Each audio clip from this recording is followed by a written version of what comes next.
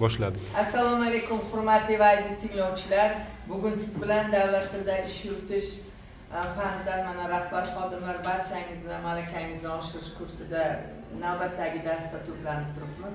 Demakki, bugungi darsimizni albatta bilish so'rov bilan boshlamoqchiman. Boshladik. Yer yuzida qancha til bor? 7 mingdan oshiq. Balli. Til oilalarining asosiylari nechta? 6 ta. O'zbek tili qaysi til oilasiga va qaysi guruhga kiradi? Turkiy tillar guruhining qarul guruhiga to'ppa-to'g'ri. Xo'p, rus tili va o'zbek tili bitta til oilasiga mansubmi? Yo'q. Rus tili va qaysi til bir til oilasiga mansub deganman? Rus va tojik tili bitta til oilasi, ya'ni Hind-Yevropa tillar oilasining slavyan turkumiga rus tili, Ironiy turkumga tojik tili kiradi degan edim. Yaxshi. Xo'p, o'zbek tiliga davlat tili maqomi qachon berilgan? 1900. Nigoraxon, qaysi tashkilotdan ayting javobini, o'zingizni tanishtirib.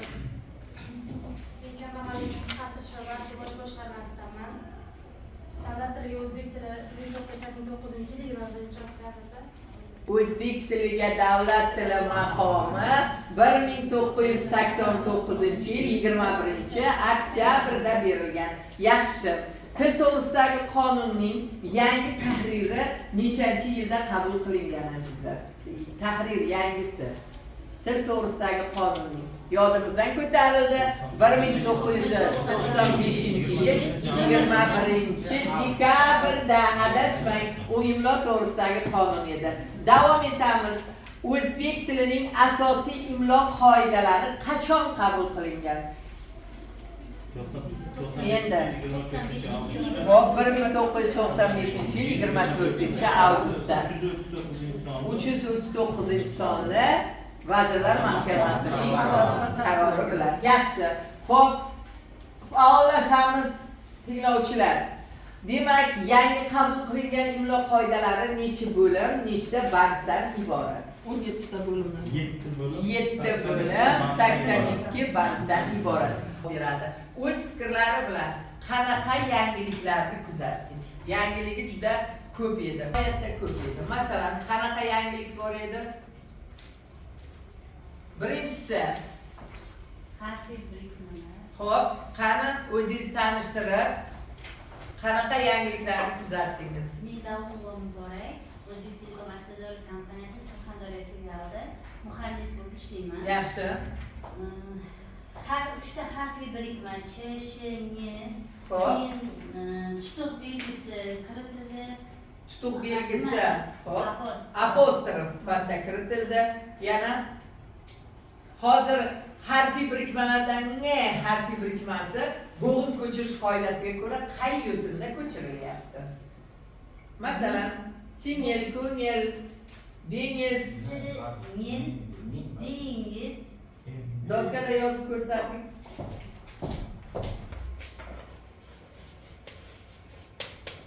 Xo'p.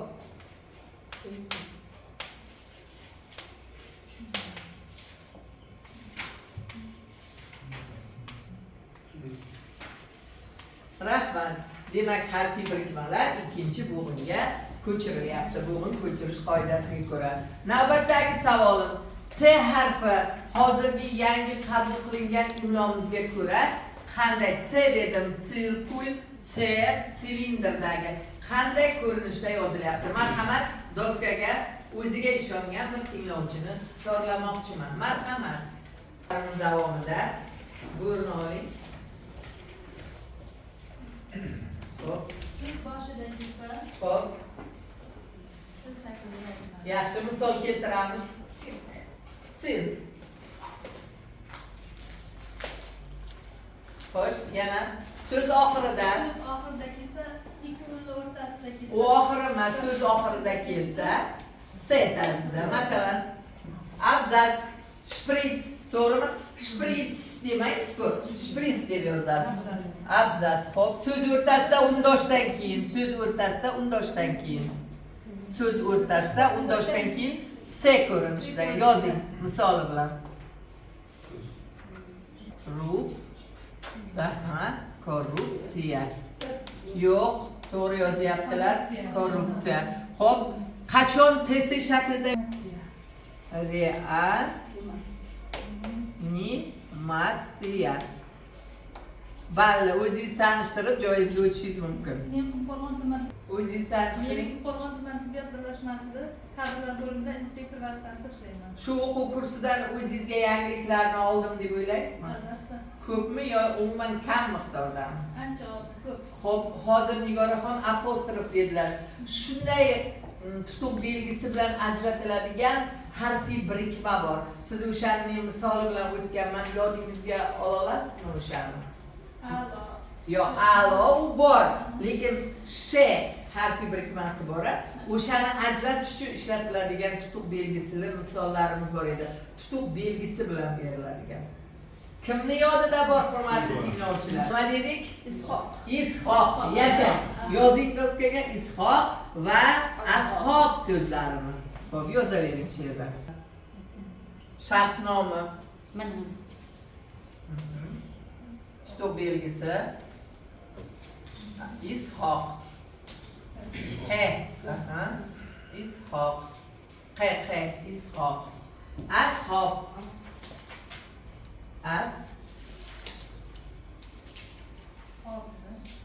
B. Tutuq belgisini qo'ymasak, nima deb o'qilgan bo'lardi? Ishoq va ashob ko'rinishida o'qilgan bo'lardi. Rahmat. Millatlar Tashkiloti, Amerika Qo'shma Shtatlari degan so'zlarni biz qisqartma holatda yozsak, satrdan satrga ko'chirish mumkinmidi, yo'qmidi? Yo'q. A'lo, ma'no degan so'zni qaysi birida bo'g'in ko'chirish mumkin? A'lo, ma'no bizda ko'chiriladi.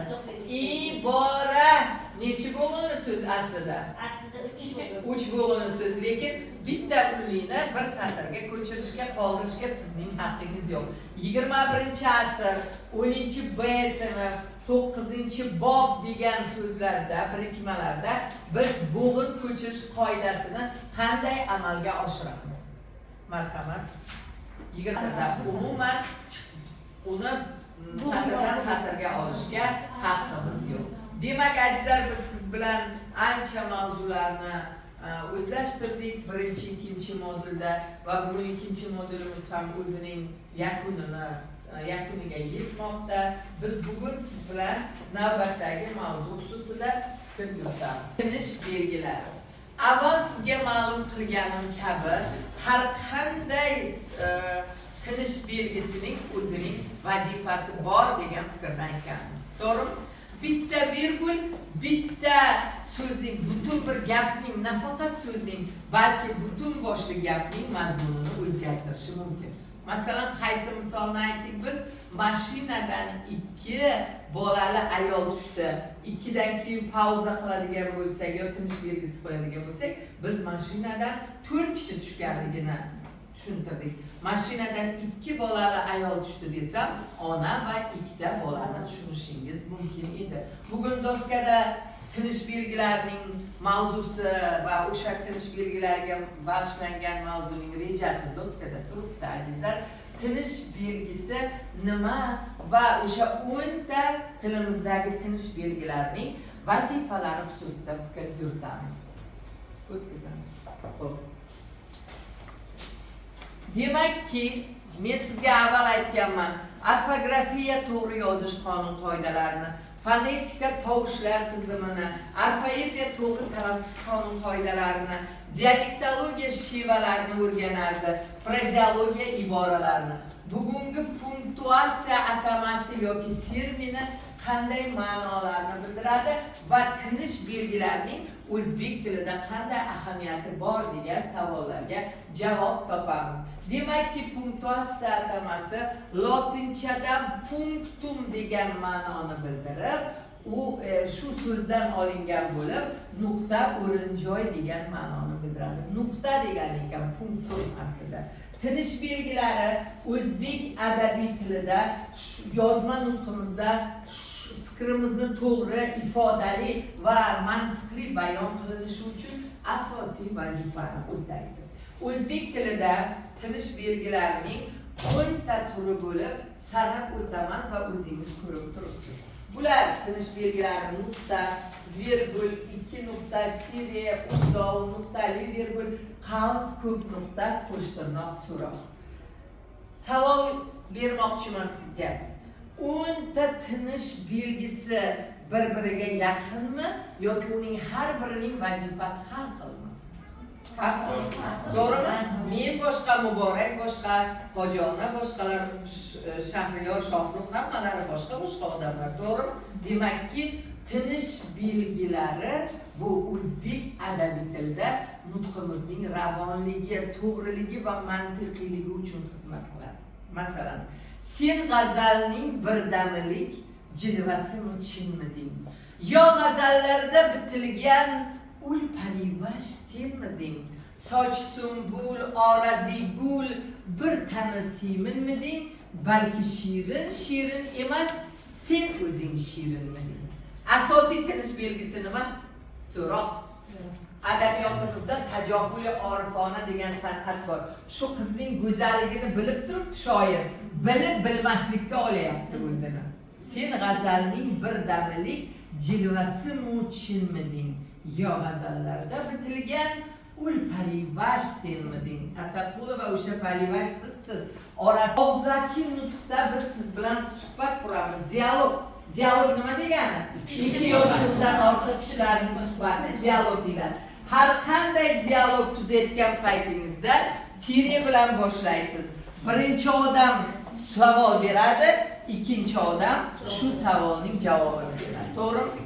Dedi qaydin seney majnuni gumrah, dedi majnun vatandan qayda ogah. Dedi nadursang olamda pesha, dedi ishq ichra majnunlik hamisha. Dedi kim shahga bo'lma shirkatandish, dedi ishq ichra tengdur shohu darvish. Dedi kishvar beray kech bu havasdan, dedi bechora kech bu multamasdan. Har bir dedidan oldin tire. Dedi kimni so'zi? Bu Xusrav va fasol dialogi. Dedidan keyin 2 nuqta qo'yaman. To'g'rimi? Savol beryapti. Dedi qaydin sen ey majnuni gumroh. Eydan oldin virguli ham bor. Tushunyapsizmi? Dedi, endi bu Farhod dedi majnun vatandan qayda ogah. Bu yerda virgullar yo'q. Hammasini ichida bo'lishi mumkin. Mana bu dialoglar oldidagi tire, bu 2 nuqta kimnidir gap ketyapti. Mana bu savol, bu yerda javob nuqta bilan bo'lyapti. Javob ketyapti-da. Tushundingizmi? Demak, biz bugun o'tishimiz kerak bo'lgan tinish belgilari mavzusida har bir tinish belgining kelib chiqishi, uning sog' bo'ling, ishlatilish o'rinlari haqida fikrimizni mustahkamlash uchun e'tiboringizga doskadagilarni 19-asrning ikkinchi yarmida kirib kelgan. O 17-18 asrda emas. Chunki sizga bir narsani aytaman, hurmatli tinglovchilar, O'zbekistonda 1920-yillardan boshlab ona tiliga bo'lgan e'tibor kuchaydi. 1934-yilda respublikamizda Til va adabiyot instituti ochilgan. Shuning barobarida ona tiliga, uning imlo qoidalariga, barcha grammatik qurilishiga bo'lgan e'tibor kuchaygan edi. Nuqta yozuv belgisi sifatida qadimgi arab manbalariga borib taqalar ekan. Demak, birinchilardan bo'lib yozuvda nuqtani qaysi xalqlar? Arab xalqlari vujudga keltirgan va o'zbek tilida bu tinish belgisi sifatida 19-asrning ikkinchi yarmida ishlatila boshlangan. Xo'p, nuqta tinch ohang bilan aytilgan darak gaplardan keyin qo'yiladi. Biz darsda o'tiribmiz. Xabar mazmuni bormi shu gapda? Nuqta qo'yamiz, tinch ohang bilan aytildi. Har qanday his hayajonsiz aytilgan darak, buyruq gaplardan so'ng. Masalan, buyruqqa yoki maslahat ma'nosi ham bor-da. Sen ham men bilan Termiz davlat universitetida o'qigin deb kimnidir da'vat qilsangiz ham